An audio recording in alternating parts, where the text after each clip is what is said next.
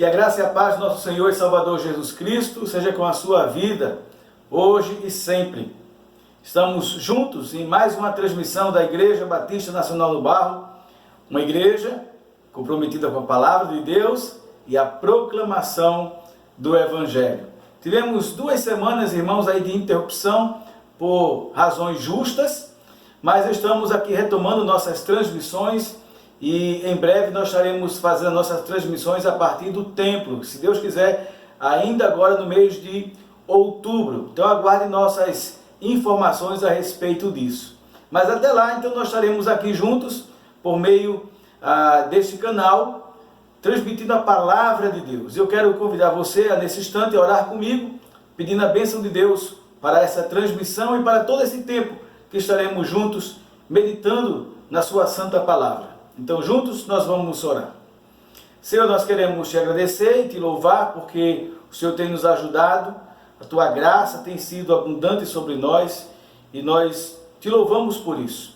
Queremos pedir que o Senhor, na tua misericórdia, nos ajude nesse momento de transmissão da tua palavra, que possamos compreendê-la, iluminados por teu Espírito, e possamos, capacitados pelo teu poder e graça, viver esta palavra. Assim oramos e agradecemos no nome de Jesus. Amém.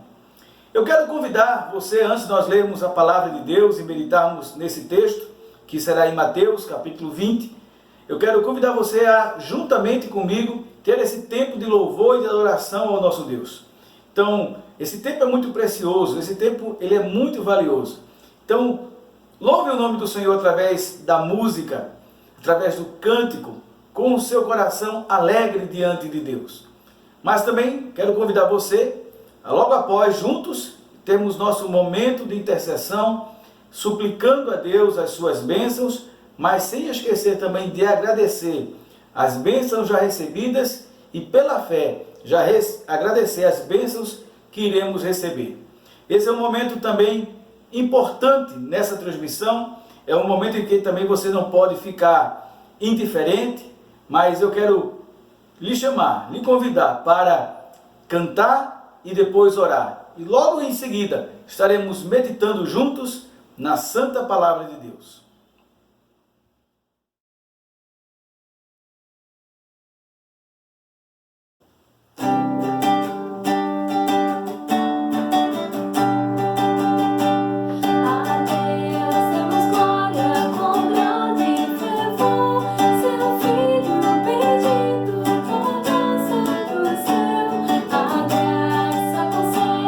Mas e o pecador, abrindo-lhe a porta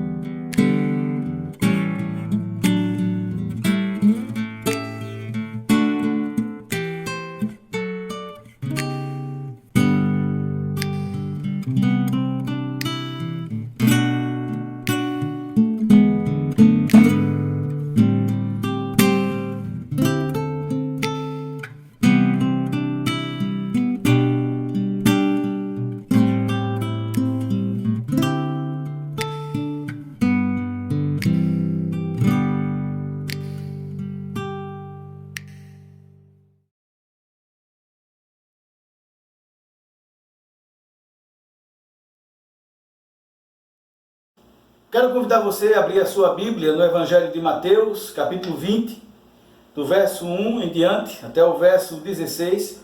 Nós estaremos juntos meditando nessa parábola, a parábola dos trabalhadores e da vinha. Nós estamos ainda estudando, refletindo a respeito das parábolas de Jesus. Como já temos dito, não iremos ver todas as parábolas, mas aquelas parábolas que mais se destacam, aquelas parábolas mais conhecidas, aquelas parábolas em que nós temos algum conhecimento e precisamos olhar mais uma vez para cada uma delas. E com certeza esta é uma das parábolas, chamadas também parábolas do reino. Nós vimos uma série de transmissões vendo as parábolas do reino aqui em Mateus, numa sequência. E hoje nós vamos agora olhar justamente o capítulo 20, em uma parábola em que se fala também a respeito do reino de Deus. Então, Mateus capítulo 20 diz assim: porque o reino dos céus é semelhante a um homem, pai de família, que saiu de madrugada a assalariar trabalhadores para a sua vinha. E ajustando com os trabalhadores a um dinheiro por dia, mandou-os para a sua vinha. E saindo perto da terceira hora, viu outros que estavam ociosos na praça. E disse-lhes: ide também vós para a vinha, e dar-vos-ei o que é justo. E eles foram. Saindo outra vez, perto da hora sexta e nona, fez o mesmo. E saindo perto da hora 10ª, encontrou outros que estavam ociosos, e perguntou-lhes: por que vocês estão ainda ociosos o dia todo? Disseram-lhe eles: porque ninguém nos assalariou. Disse-lhes ele: ide vós também para a vinha, e recebereis o que for justo. E aproximando-se a noite, disse o senhor da vinha ao seu mordomo: chama os trabalhadores e paga-lhes o salário, começando pelos derradeiros até os primeiros. E chegando os que tinham ido perto da hora 10ª, receberam um dinheiro cada um. Vindo, porém, os primeiros, cuidaram que haviam de receber mais, mas o mesmo modo receberam em dinheiro cada um. E recebendo, murmuravam contra o pai da família, dizendo: estes derradeiros trabalharam só 1 hora, e tu os igualaste conosco, que suportamos a fadiga e todo dia. Mas ele respondeu e disse a um deles: amigo, não te faço agravo. Não ajustaste tu comigo um dinheiro? Toma o que é teu e retira-te. Eu quero dar a este derradeiro tanto como a ti. Ou não é me lícito fazer o que quiser do que é meu? Ou é mau o teu olho, porque eu sou bom? Assim os derradeiros serão os primeiros, e os primeiros derradeiros, porque muitos são chamados, mas poucos são escolhidos. Senhor, nos ajuda a compreender a Tua palavra, ilumina a nossa mente, para que possamos compreendê-la e com Tua graça vivê-la. Assim te oramos e agradecemos no nome de Jesus. Amém. Essa parábola, irmãos, é uma das parábolas que eu considero uma das mais interessantes e uma das mais belas também, por causa da sua mensagem. Mas eu gostaria de fazer aqui algumas considerações iniciais, na verdade, algumas lembranças que nós já até comentamos em outros momentos. Quando nós olhamos para as parábolas, é preciso ter cuidado para não interpretar as parábolas de forma figurativa, de uma maneira que possamos impor a ela, a parábola, uma interpretação, um sentido do qual o texto não propõe. É o que nós chamamos de alegoria. É quando você começa a atribuir significados em cada parte da parábola, em que aquilo de fato não tem sentido dentro do contexto que nós vamos falar daqui a pouco. Já vi, infelizmente, alguém pregar em cima dessa parábola e fazer um verdadeiro floreio e dizer coisas do qual a parábola nunca intentou dizer. Tipo, a praça significa o mundo, os trabalhadores são os pecadores, os primeiros trabalhadores contratados são aqueles que se convertem na infância, os últimos são aqueles que se convertem na velhice. Irmãos, de forma alguma o texto está dizendo isso. Isto é impor ao texto um sentido, uma interpretação do qual não é justo. Por quê? Quando nós olhamos uma parábola e devemos interpretá-la corretamente, é preciso considerar o contexto imediato, ou seja, aquilo que está ao redor. Por que Jesus, então, ele conta aquela parábola? Se você lembrar, a primeira parábola, uma das primeiras que nós começamos aqui na nossa transmissão, nós falamos a respeito lá da ovelha perdida, na dracma perdida e do filho perdido. Se você lembrar ali, Jesus conta aquela parábola, por quê? Porque justamente os fariseus e os escribas estavam se queixando porque Jesus comia com pecadores e publicanos. E então, Jesus, para repreendê-los e para dizer em resposta a eles porque ele come com pecadores e publicanos, ele conta então aquelas 3 parábolas. E aquelas 3 parábolas logo foram entendidas por aqueles homens. Eles começaram a se identificar ali. E a mesma acontece com as outras, como nós já vimos. E essa aqui não é diferente. Então é preciso observar o contexto imediato, nós vamos ver daqui a pouco. E também o contexto da época em que Jesus disse isso. Algumas questões que são colocadas aqui, elas precisam ser entendidas à luz do momento em que Jesus está contando. Então é preciso considerar o contexto social, econômico, religioso e até geográfico, se for necessário, para interpretar corretamente. Considerando esses aspectos básicos e importantes, então, vamos buscar aqui juntos o significado e a interpretação correta desta parábola. Como eu falei agora há pouco, nós temos que considerar o contexto. E o contexto imediato dessa parábola, na verdade, está no capítulo 19, versículo 16 até o versículo 16 até o versículo 22, quando um jovem rico chega para Jesus e diz assim: bom mestre, e Jesus diz assim: por que me chamas de bom? Só há um bom, que é o Pai. É interessante que, veja, a questão aqui começa a girar em torno da bondade de Deus. E se você observar bem aqui, no final da parábola dos trabalhadores da vinha, você vai ver que este ponto vai ser retomado, porque o versículo 15 diz assim: ou não é lícito me fazer o que quiser do que é meu. Versículo 15, a parte final. Ou é mau o teu olho, porque eu sou bom. Por que isso surgiu então, essa questão surgiu aqui nessa parábola? Porque tudo começa lá no capítulo 19, quando aquele jovem rico chama Jesus de bom mestre.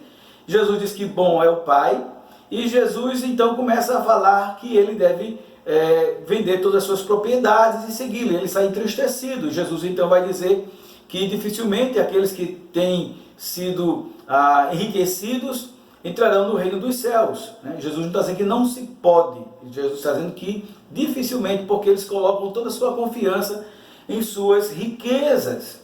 Então Pedro pergunta: Senhor, então como será, como é possível então o homem salvar-se? Jesus vai dizer: o que é impossível para o homem, ou seja, salvar-se, é possível para Deus.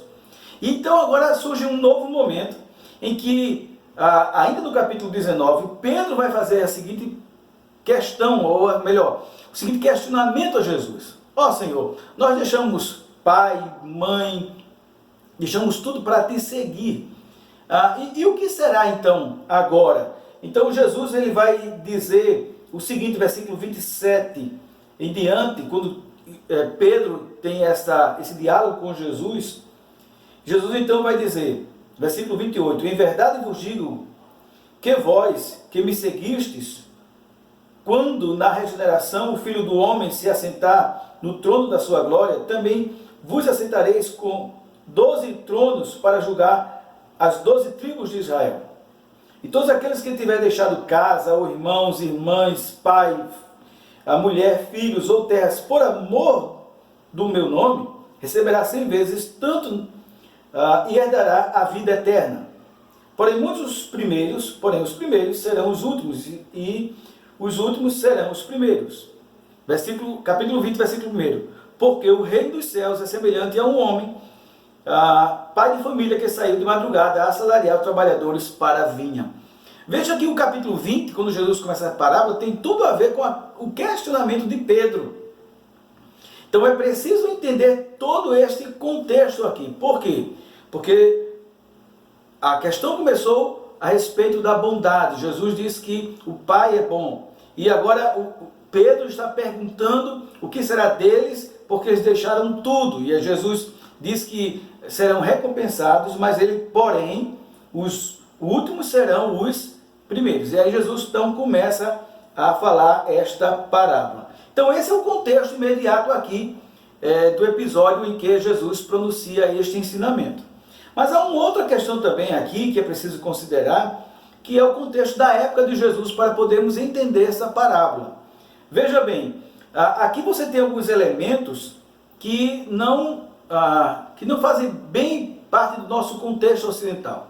O texto aqui diz, Jesus contando essa parábola, que certo homem, dependendo da sua versão, vai dizer assim, o dono da casa, aqui vai, nessa versão que eu estou usando, diz que um pai de família, ele vai à praça ainda de madrugada e vai assalariar trabalhadores. E aqui eu quero voltar àquela questão daquilo que eu falei inicialmente, quando você tem uma forma alegórica, figurativa, olhando para o texto. A praça é o mundo, nós estávamos lá, mas Jesus foi nos tirado do mundo. Irmãos, isso não tem nada a ver. O que Jesus está falando aqui, provavelmente essa época, era o mês de setembro. Porque o mês de setembro ele é a época da colheita da vinha. Então, muitos fazendeiros, vamos colocar assim, muitos donos de vinhas, ele contratava outros empregados que não eram seus, contratava por um dia. E o que é que ele fazia? Ele ia à praça, aonde as pessoas que estavam desempregadas ficavam, não eram pessoas que estavam na praça vagabundando, não eram homens que não tinham o que fazer e ficavam lá na praça jogando conversa fora. Não, eles iam para a praça porque ali na praça eles poderiam ser contratados para um dia de trabalho ou até mais dias de trabalho. Era ali onde se encontrava a possibilidade de ter a bênção de ter um emprego, de ter um trabalho. E quando alguém chegava e contratava alguns daqueles ali, aquilo ali era um privilégio, aquilo ali era uma bênção. Tem nada a ver que a praça é o mundo e que nós, aqueles homens que estavam na praça, éramos nós pecadores, e nada a ver. Então o que Jesus está dizendo é algo extremamente comum à época, em que alguém, um certo fazendeiro, ia à praça e contratava aqueles trabalhadores. Uma outra questão aqui, que na parábola de Jesus, você percebe que este homem ele vai bem cedo para contratar trabalhadores para a sua vinha, mas depois ele vai mais 3 vezes durante o dia, ou seja, ele vai por volta mais ou menos aí das 8, 9 horas, provavelmente, depois vai ao meio-dia, 3 horas da tarde e quase no final da tarde, quase 5 horas, terminando o dia, 5 horas por aí. E aí você se pergunta, pastor, mas como é que a gente chega a essa conclusão? Porque não está aí dizendo esse horário. É preciso entender então como é que o judeu dividia o dia de trabalho. Uma jornada de trabalho era dividida em 4 momentos, de 6 às 9, de 9 às 12, de 12 às 15 e de 15 às 18. Percebe então? De 3 em 3 horas. Então era dividido em 4 momentos. Então cada momento em que esse homem aqui vai, ele está indo em uma parte daquilo que era uma jornada de trabalho para um homem. Não é que o trabalhador trabalhasse aí 12 horas seguidas, de forma alguma. Tinha também seus momentos de descanso e tudo mais. Então ficava em torno aí de entre 9 a 10 horas de trabalho, certo? Então é preciso entender essa questão e não pensar que, como eu disse, impor a esse texto um pensamento de que os primeiros trabalhadores são aqueles que se converteram ou foram alcançados por Deus na sua infância ainda. Não tem nada a ver, irmãos. Não tem nada a ver. Nós vamos ver o porquê não tem nada a ver com isso. Tá certo? Então, é preciso considerar esse contexto aqui em que Jesus está falando. Para nós é estranho, porque nós vivemos no mundo ocidental. Tá certo? Mas eles estão num outro momento, num outro contexto histórico, cultural, religioso. E é preciso entender para que possamos dar a verdadeira interpretação desse texto. Tendo feito essas considerações do contexto imediato e do contexto em que Jesus vivia naquela época, em Jerusalém, em Israel, melhor dizendo, você então tenha a parábola propriamente dita. Diz aqui que, como eu já falei, um homem, e lemos juntos, né? Um homem vai até a praça e ele contrata trabalhadores. E ele faz isso durante o dia todo, ele vai lá e contrata. Mas uma coisa que nós observamos é que ele vai o primeiro grupo ele vai de madrugada, ou seja, antes das 6 horas. Se a jornada de trabalho começava às 6 horas da manhã, então ele não poderia ir de 6 horas, ele tinha que ir de madrugada. E aí você pergunta, o que é que homens estão fazendo de madrugada na praça? Eles estavam de madrugada porque eles sabiam que era nesse horário da madrugada que poderia aparecer a oportunidade, a bênção, o privilégio de poder trabalhar e receber alguma coisa para sustentar a sua família. Então, por isso que Jesus fala que este homem sai de madrugada, porque quando ele contrata e manda os trabalhadores para a vinha, então às 6 horas esses primeiros trabalhadores que ele contratou já estão lá. E ele contrata por um denário. Essa minha versão aqui não usa a palavra denário, mas provavelmente a sua usa. E o denário era o valor dado para um dia de trabalho. Um valor justo, vale salientar, de um dia de um trabalhador. Então, este senhor aqui da parábola vai e, no primeiro momento, ele acerta com aqueles trabalhadores que vai pagar um denário. E, nesse caso, eles sabem que é justamente o valor de uma diária de trabalho. E ele depois vai no segundo momento e diz àqueles homens, olha, vai para a minha vinha e eu te pagarei o justo, tá certo? E o terceiro grupo também, ou seja, meio-dia e 3 horas da tarde. Mas aí, 9 horas da manhã e meio-dia. Depois ele vai no de 3 horas da tarde, ou talvez quase 5, entre 3 e 4, 5 horas, e ele vai então, conversa com aqueles homens, porque vocês estão aqui ainda o dia todo, já é quase no dia se findando, porque não apareceu o trabalho para nós, vá para a vinha. Note que agora o senhor da vinha ele não diz mais nada. Primeiro ele contrata um denário, acertado. O segundo e o terceiro grupo, ele diz, olha, eu vou pagar o que é justo. E o que é justo? Um denário. E agora ele diz nada, vai e eles vão, tá certo? O fato é que depois de um dia de trabalho, ou seja, quando se encerra o dia, 6 horas da noite, então aquele senhor manda o seu mordomo para pagar os salários. E é interessante que agora o senhor dessa parábola, aquele homem que saiu a buscar trabalhadores para a sua vinha, ele começa pagando pelos últimos, ou seja, aqueles que chegaram, vamos pensar aqui que só trabalharam 1 hora. E aqueles que chegaram trabalhando 1 hora, receberam um denário, ou seja, o valor de uma diária, como se tivessem trabalhado o dia todo. E Jesus vai dizendo nessa parábola que ele vai pagando até chegar os primeiros, ou seja, aqueles que chegaram de 6 horas da manhã para trabalhar, que recebem também a mesma coisa. E aí você já está pensando, e com certeza também aqueles primeiros também assim pensaram. Isso é injusto. Porque você vai observar que um desses vai justamente se queixar porque porque o senhor daquela parábola, ele vai pagar um denário. Mas a pergunta é, será que aquele homem estava sendo injusto? Não. Porque quando ele foi pela madrugada e contratou aqueles primeiros trabalhadores, ele acertou com um denário. Então, se ele trabalha o dia todinho e recebeu um denário, então foi justo. Ele não tem o que reclamar. Ele pagou o justo. Sim, pastor, mas veja bem, mas aqueles outros só trabalharam, por exemplo, 1 hora e recebeu a mesma coisa. É aí a questão. É que o Senhor daquela parábola vai justamente dizer isso. Versículo 15. Não me é lícito fazer o que eu quero daquilo que é meu? Ou seja, se ele quis ser generoso com aqueles últimos, merecidamente, eles não mereciam. Mas os primeiros, eles mereciam? Também não mereciam. porque eles não eram contratados oficiais, não eram empregados oficiais, eles estavam lá, na praça, desempregados, necessitando o trabalho. Não foram eles que foram em busca de trabalho na vinha, foi o Senhor da vinha que foi a busca deles. Porque eles mereciam? Não, mas porque eles necessitavam.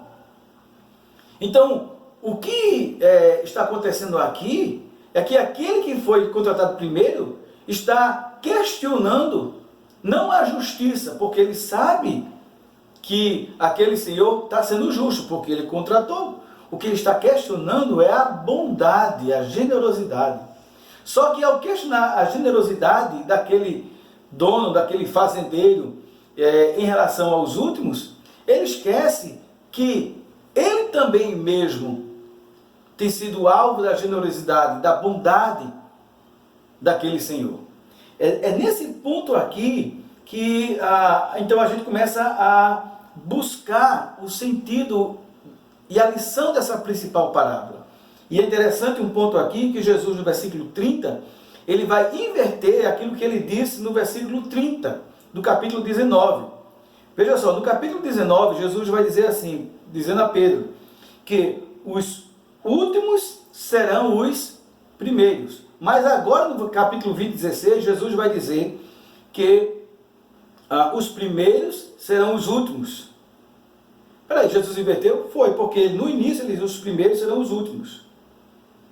E os últimos serão os primeiros. E agora Jesus vai dizer que os últimos serão os primeiros e os primeiros serão os últimos. O que é que Jesus está fazendo aqui? Igualando todo mundo.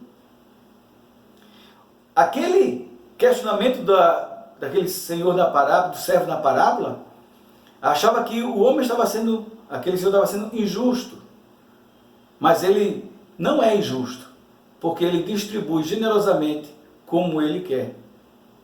Tanto quem é primeiro, tanto quem é último, tanto quem é último como quem é primeiro. Então qual é a principal, aliás, antes de nós vermos a principal lição dessa parábola, é preciso considerar uma coisa importante também para o entendimento dessa parábola, que é o personagem principal. Nós temos aqui os personagens, quem são? O dono da fazenda, aquele senhor, o dono o pai de família, como diz a tradução, o dono da casa, e você tem os trabalhadores. Mas o principal personagem aqui é justamente o dono da casa. Por quê? Porque ele que vai ao encontro, ele vai buscar os trabalhadores na praça, nas suas necessidades. E ele faz isso durante o dia todo. É ele que determina que seja distribuído o salário de um denário para todos. É ele que abençoa aqueles últimos e abençoa o primeiro também. O personagem principal aqui é justamente esse senhor, é justamente o pai de família, é justamente o dono da casa, que graciosamente, bondosamente, abençoa aqueles trabalhadores que estavam passando por necessidade. E aqui nós temos a nossa principal lição. Essa parábola não trata a respeito de relações trabalhistas. Essa parábola não trata aqui de administração. Essa parábola não trabalha aqui de falar a respeito de salário. Essa parábola, irmãos, por incrível que pareça, também não fala de mundo em que a praça é o mundo, e como eu falei agora há pouco, fala nada disso. Essa parábola, irmãos, trata da graça de Deus, que é um dos assuntos mais belos da Bíblia, que está de Gênesis a Apocalipse. Fala da graça de Deus, do favor de Deus em nos chamar para o seu reino, em nos chamar para a sua vinha. Os discípulos, que eram o público privado de Jesus, que ouviu essa parábola, parece-nos que não há outros ouvindo essa parábola, apenas os discípulos. Eles precisavam ouvir isso. E por que eles precisavam ouvir isso? Porque eles foram ensinados o tempo todo que tudo é por mérito, que tem que fazer por onde merecer as bênçãos de Deus. Mas Jesus está dizendo que no seu reino, no reino do seu Pai, não é assim que as coisas funcionam. Não é por mérito que nós recebemos as bênçãos do Senhor, mas que é por graça, por bondade, por generosidade, independente de quem chegou primeiro nesse reino. Note que o Senhor daquela parábola vai buscar trabalhadores para si, não porque aqueles trabalhadores merecem. O Senhor daquela parábola, ele vai não por uma necessidade, porque ele tem trabalhadores, mas ele vai por graça, ele vai por favor. Ele chama aqueles homens não porque eles merecem, mas porque eles necessitam. Ele chama aqueles homens porque ele é bom. E agora ele dá àqueles homens aquilo que é dele, e que ele não era obrigado a dar, ele não era obrigado a chamar, ele não era obrigado a contratar, ele não era obrigado a pagar nada, porque tudo ele tinha.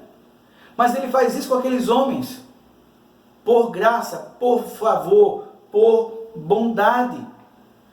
E aqui essa é a lição principal da parábola. É que nós somos e fomos chamados por Deus para sermos trabalhadores na sua vinha, para fazermos parte do seu reino, não por merecimento, mas pela graça de Deus, que veio nos buscar, assim como aquele Senhor da parábola graciosamente foi buscar aqueles necessitados. E não importa se chegou primeiro ou depois, o importante é que fomos alcançados por esta graça. E aqui nós temos algumas lições preciosas do qual nós precisamos trazer para a nossa vida. E que lições são essas de qual nós podemos trazer para a nossa vida, olhando essa principal mensagem, essa principal lição que essa parábola nos transmite, que é a graça de Deus em nos chamar para a sua vinha, para o seu reino, para o seu trabalho. Que privilégio trabalharmos para o Senhor.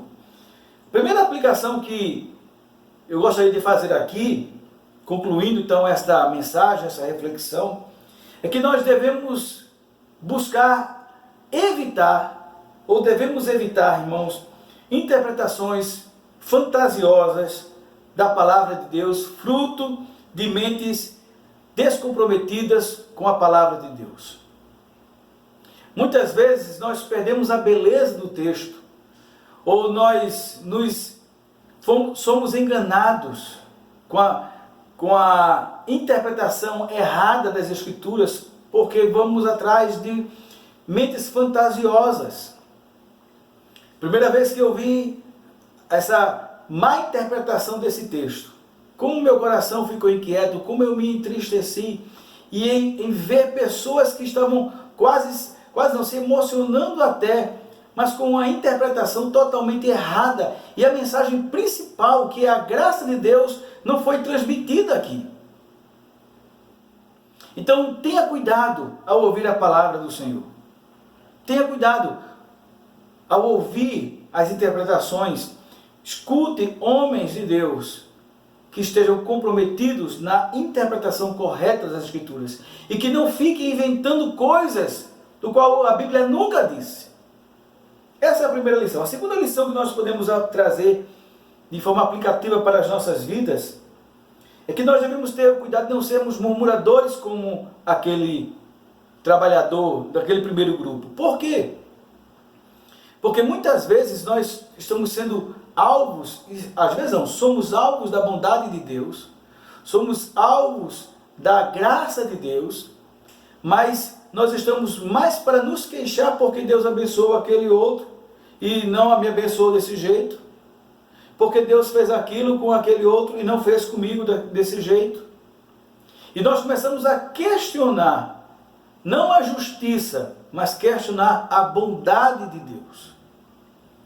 Se nós formos questionar a justiça de Deus, estamos complicados, porque nós vamos ver que se Deus for só justo conosco, nós não vamos receber nada da parte de Deus, porque não merecemos nada. E aí o que acontece? Por não questionarmos a justiça de Deus, e olha que tem gente que questiona a justiça de Deus, mas vamos pensar que não se questione a justiça, basta se questionar o quê? A bondade de Deus. Porque Deus é bom para com esse, para com aquele desse jeito, mas não é bom para mim. E começa a deixar de ver a bondade de Deus na sua vida. Aquele primeiro grupo, representado por esse trabalhador que se queixou, ele não tinha que se queixar, porque ele nem merecia estar ali, mas ele esteve. Ele trabalhou, mas ele recebeu a bênção de ter trabalhado. E os outros que ficaram na praça e que não receberam a bênção? Então ele está muito mais com o seu coração, deixando a amargura tomar conta do seu coração e a murmuração via na sua mente e nos seus lábios, do que parar e dizer assim: Deus, que coisa boa, eu trabalhei o dia todinho, eu nem merecia, eu precisava, e este Senhor veio e me ofereceu e me deu esta bênção. Se ele quis dar mais para aqueles que chegou no final, o dele não é meu, é dele. O importante é que ele me abençoou. Percebeu como nós muitas vezes estamos questionando a bondade de Deus e deixamos de ver a graça de Deus em nos abençoar, a bondade de Deus nesse favor imerecido em nos salvar, em nos fazer trabalhadores da sua seara. Por isso que a terceira lição que nós aprendemos nesta parábola, a partir desta verdade, é que nós devemos ser gratos a Deus. Gratos a Deus, porque não merecíamos, mas Ele veio e nos chamou e nos fez trabalhadores da sua vinha. E por graça tem sido generoso para conosco, como aquele homem fez. Ele não apenas exerce justiça, ele resolveu ser generoso, bondoso para conosco. É por isso que nós devemos ser gratos a Deus. E por causa desta bondade de Deus, nós devemos trabalhar com afinco, nós devemos trabalhar com fidelidade, não como moeda de troca, mas como gratidão àquele que graciosamente nos salvou. Que Deus em Cristo abençoe a sua vida e que lembre-se, não é por mérito, mas pela graça de Deus. Senhor, nós te louvamos e te agradecemos por essa parábola, por esse ensino tão maravilhoso da tua graça em nos chamar nas nossas necessidades, ou melhor, na nossa maior necessidade da salvação, e nos dá a oportunidade de sermos trabalhadores na tua vinha. Te pedimos que o Senhor nos ajude a termos um coração grato e nos livre de termos um coração murmurador, e nos faça, Senhor, graciosamente trabalhar com alegria, gratidão e fidelidade para ti. Nós assim te oramos e agradecemos no nome de Jesus. Amém. Muito obrigado por ter nos acompanhado até esse momento. Que a sua vida tenha sido edificada, a sua família tenha sido abençoada por meio dessa transmissão, por meio da palavra de Deus. Como eu falei no início, querendo o nosso bom Deus, no mês de outubro estaremos voltando aos nossos cultos presenciais no templo durante a semana, não só dominicalmente, e estaremos, se Deus quiser, também transmitindo ao vivo do templo. Já começamos domingo passado, algumas questões técnicas que ainda precisam ser ajustadas, isso faz parte, nós estamos trabalhando para isso, mas continue orando por nós, continue orando por sua igreja, para que o Senhor esteja a nos abençoar cada vez mais por essa graça bendita. Amém? Que Deus em Cristo lhe abençoe e até a próxima transmissão. Que o amor de Deus, o nosso eterno Pai, a graça do nosso Senhor e Salvador Jesus Cristo e a divina consolação do Eterno e Santo Espírito seja com todos, com todo o povo de Deus, hoje e sempre. Amém. Que a estrada se abra à tua frente, que o vento sopre em teu rosto, que o sol resplandeça em tua face, que a chuva caia suave em teus campos, e mesmo ao se levantar sozinho, que Deus lhe envolva em seu amor e a paz, encharque o coração e até nos vemos outra vez, que Deus lhe guarde em sua mão.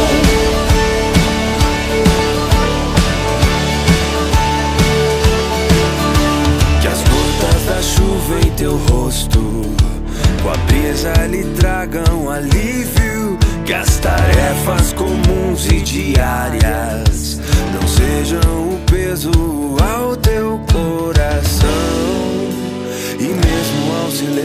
sozinho.